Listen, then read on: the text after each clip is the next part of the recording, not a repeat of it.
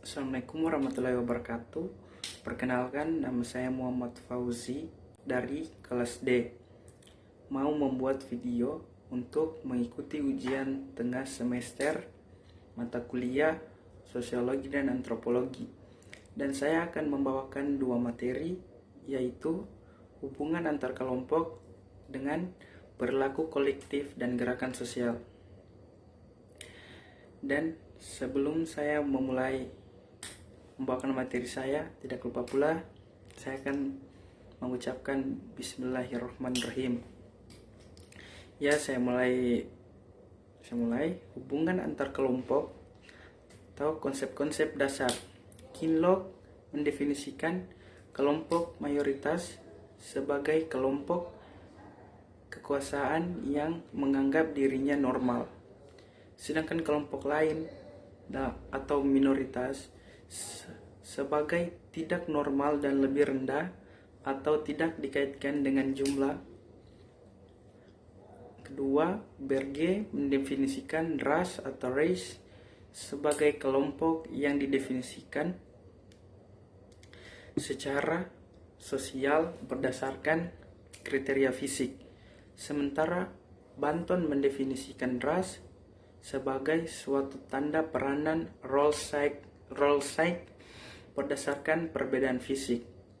Lanjutan, menurut Francis, kelompok etnik atau ethnic group merupakan sejenis komunitas yang menampilkan persamaan bahasa, adat, kebiasaan, wilayah, sejarah, sikap, dan sistem politik atau kebudayaan.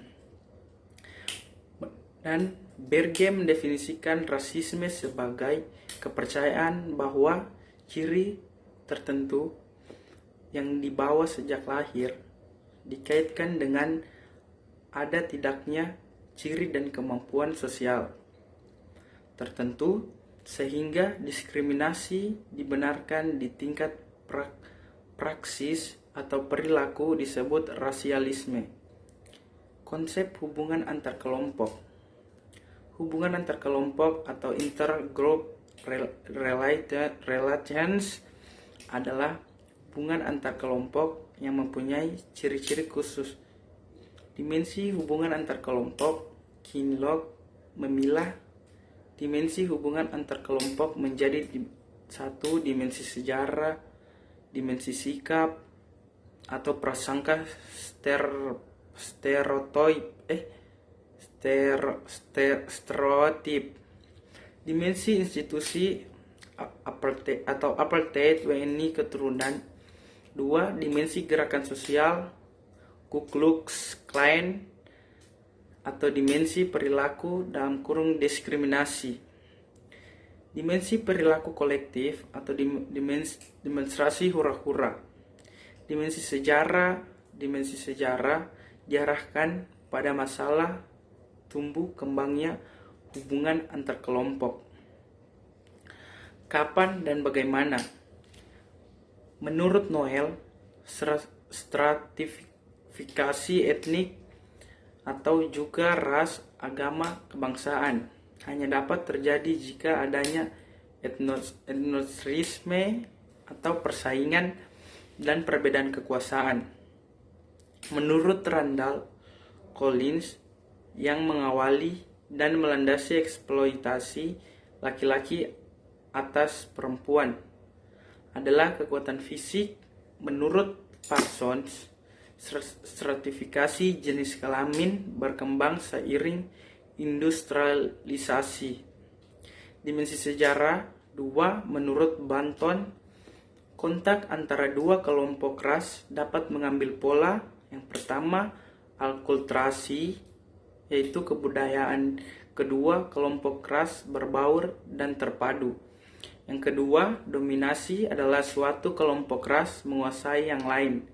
Dan yang ketiga, paternalisme adalah dominasi kelompok ras pendatang atas pribumi di mana penduduk pribumi tetap di bawah penguasa pribumi. Tapi penguasa pribumi tunduk terhadap penguasa asing. Terus lanjut.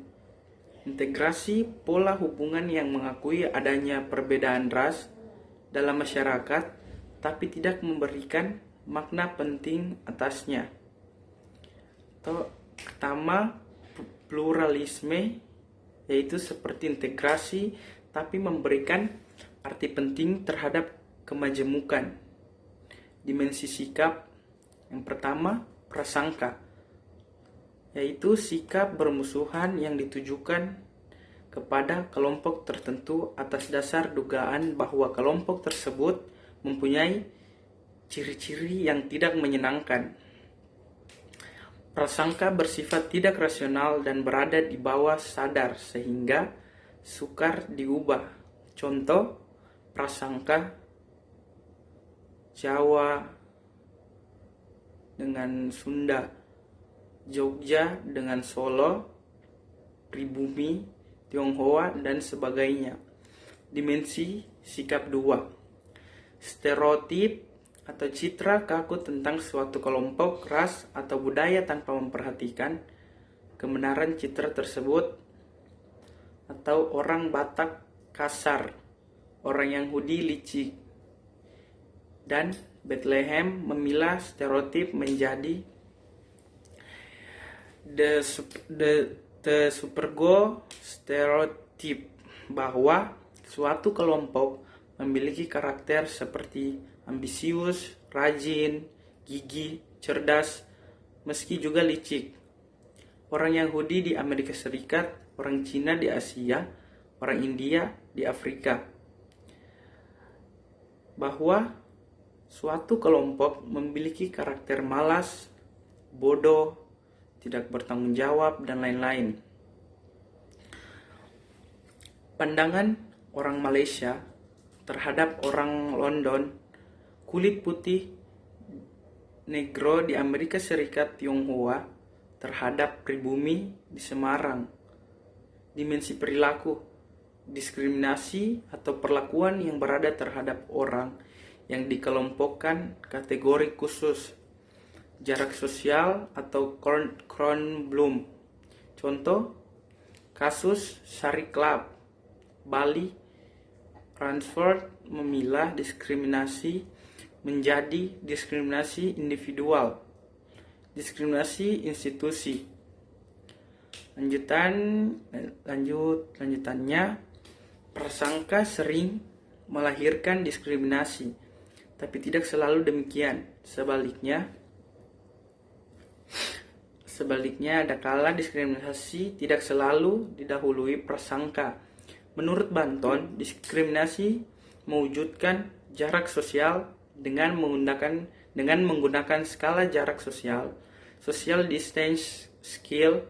Ilmuwan sosial dapat mengukur jarak sosial antar kelompok atau Bogardus. Skala jarak sosial memuat sejumlah pertanyaan mengenai kesediaan seseorang untuk menikah atau berteman, bekerja sama di kantor, bertetangga, sekedar kenal, atau malah kita tidak tinggal sekawasan dan tidak tinggal senegara dengan orang lain. Frustration aggression theory adalah orang akan melakukan agresi jika usahanya memperoleh kepuasan terhalang.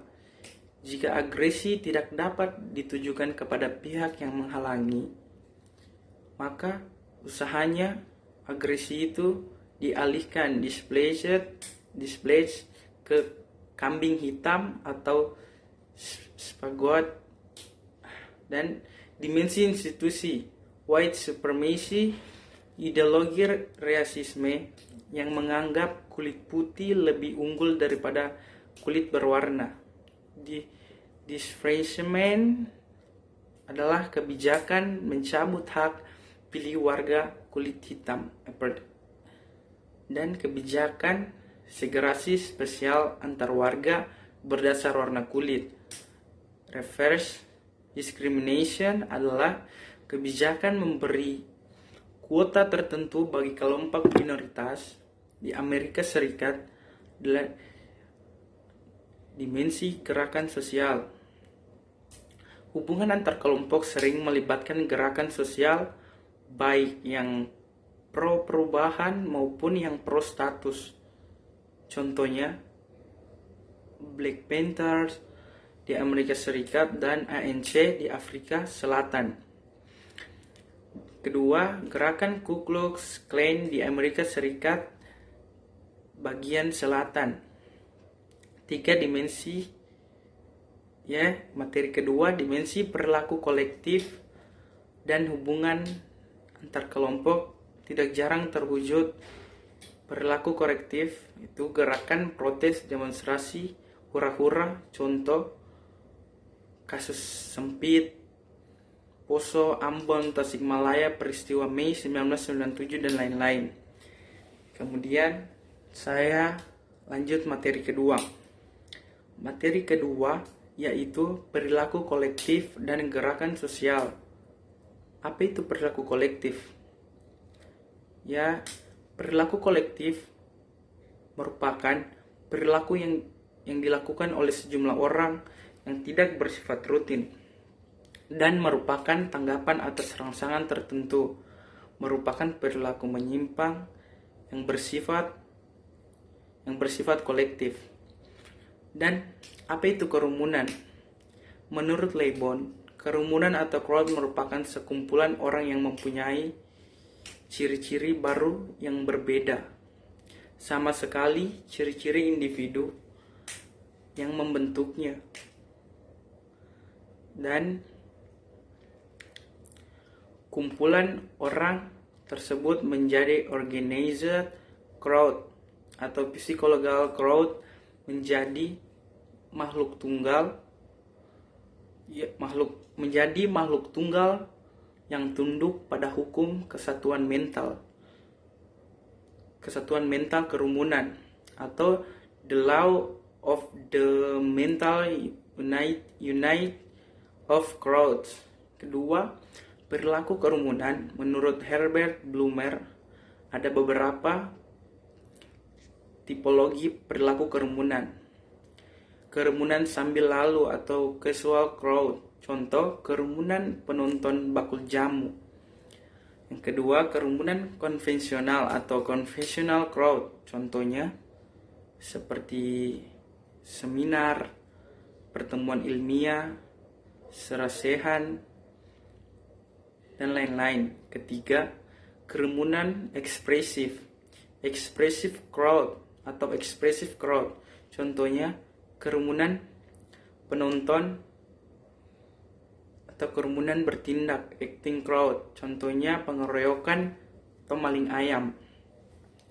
Faktor penyebab perilaku kerumunan tersebut menurut Lebon adalah faktor-faktor penyebab perilaku kerumunan adalah yang pertama adalah karena kebersamaannya dengan orang lain. Dengan orang lain, individu menjadi anonim sehingga rasa tanggung jawab yang mengendalikan dirinya lenyap. Contohnya penularan atau contagion. Atau dalam kerumunan tiap perasaan dan tindakan bersifat menular. Kedua, suggestibility atau dalam kerumunan individu mudah dipengaruhi, percaya dan taat. Teori perilaku kerumunan. Pertama, teori penularan contagion teori. Anggota kerumunan hanya mengikuti naluri tidak rasional dan mampu mengendalikan perilaku Lebon atau emergence norm. Dalam interaksi yang tidak ada aturannya, sering muncul aturan baru yang diikuti anggota kerumunan. Yang diikuti anggota kerumunan tersebut adalah Turner dan Killian. Kedua, teori konvergensi atau yang sering disebut konvergensi teori merupakan perilaku kerumunan muncul dari sejumlah orang yang mempunyai dorongan atau maksud dan kebutuhan serupa, atau sering disebut Horton dan Hahn. Cukup sekian kiranya dari materi yang saya bawakan. Apabila ada kesalahan kata atau kalimat yang saya ucapkan, mohon kiranya untuk dimaafkan, karena saya kira manusia tidak akan pernah luput dari yang namanya kesalahan. Tidak ada manusia yang sempurna selain Allah Subhanahu wa taala. Dan semoga materi yang saya bawakan dapat bermanfaat untuk kita semua ke depannya, sehingga menjadi orang yang cerdas dan berpendidikan. Ya, cukup sekian dari saya. Semoga kita diberikan kesehatan dan umur panjang, serta kita menjadi orang yang sukses. Sekian dari saya Kiri.